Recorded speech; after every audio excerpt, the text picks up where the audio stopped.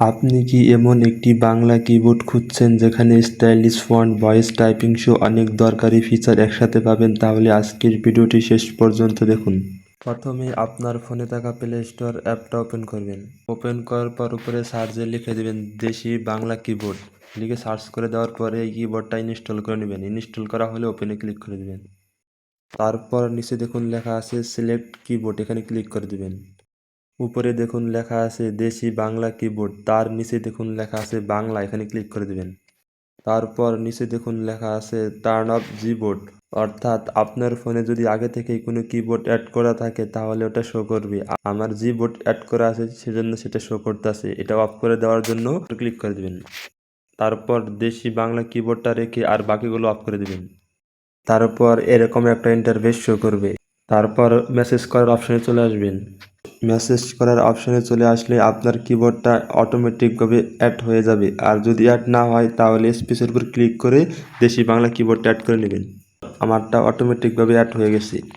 তারপর নিচে দেখুন ছড়িওর মতো একটা আইকন আছে, এখানে ক্লিক করে দিবেন। এখানে ক্লিক করে দিলে আপনি ইংলিশ লিখলে বাংলা হবে সেটার উপরেরটা, আর নিচেরটা হলো ইংলিশ, আর 3 নম্বরটা হলো অর্থাৎ অক্ষরগুলো সিরিয়ালভাবে আসবে, আর প্রবাদ হলো উল্টাপাল্টা আসবে অক্ষরগুলো, আর হ্যান্ড রাইটিং হলো অর্থাৎ আপনি যদি কিছু লিখেন হাত দিয়ে তাহলে এটা কিন্তু শো করবে। দেখুন আমি 3 লিখছি, কিবোর্ডে কিন্তু 3 শো করতেছে। তারপর উপরে দেখুন ইমেজের একটা আইকন আছে, এখানে ক্লিক করে দেবেন। এখানে ক্লিক করে দিলে আপনি অনেকগুলো ইমেজ পাবেন। আর যদি নিজের মতো করে ইমেজ তৈরি করতে চান তাহলে প্লাস ইমেজের উপর ক্লিক করে দেবেন। আপনি যদি পিকচার অ্যাড করতে চান ইমেজ তাহলে পিকচারের উপর ক্লিক করে দিবেন। আপনার গ্যালারি থেকে পিকচার সিলেক্ট করে ইমেজ তৈরি করতে পারবেন, অথবা আপনি চাইলে লিখেও ইমেজ বানাতে পারবেন। তার জন্য নিচে দেখুন লেখা আছে টেক্সট স্টিকার, এখানে ক্লিক করে তারপর যা স্টিকারের মধ্যে অ্যাড করতে চান সেটা এখানে লিখে দেবেন। তারপর স্টিকারের উপর ক্লিক করে দিলে স্টিকারটা কিন্তু চলে যাবে। এখন দেখাবো এই কিবোর্ডের একটি অবিশ্বাস্য ফিচার যা অন্য সকল কিবোর্ডে সহজে পাওয়া যায় না। এখানে দেখুন এর মতো একটা আইকন আছে, এখানে ক্লিক করে দিবেন। এখানে ক্লিক করে দিলে আপনার কিবোর্ডের লেখাগুলো স্টাইল করতে পারবেন।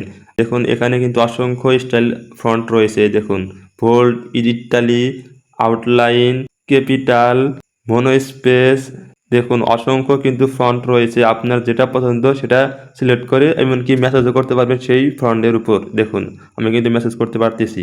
দেখুন এখানে কিন্তু অসংখ্য ফন্ট রয়েছে, আপনার যেটা পছন্দ সেটাই অনুযায়ী মেসেজ করতে পারবেন। দেখুন এখন আপনার যে স্টাইলিশ ফন্ট পছন্দ সেটার উপর ক্লিক করে কিন্তু অ্যাড করে মেসেজ করতে পারবেন। দেখুন এখানে অসংখ্য ফন্ট রয়েছে।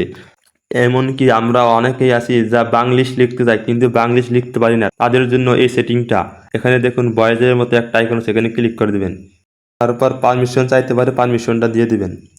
তারপর এরকম একটা ইন্টারফেস শো করবে। ডান সাইডে দেখুন লেখা আছে বাংলিশ, এখানে ক্লিক করে দিলে আপনি যা বলবেন সেটা কিন্তু বাংলিশে রূপান্তরিত হবে। আপনাদের আমি দেখাইতেছি। সবাই কেমন আছেন, অর্থাৎ আপনি মুখে যা বলবেন সেটা বাংলিশে রূপান্তরিত হবে।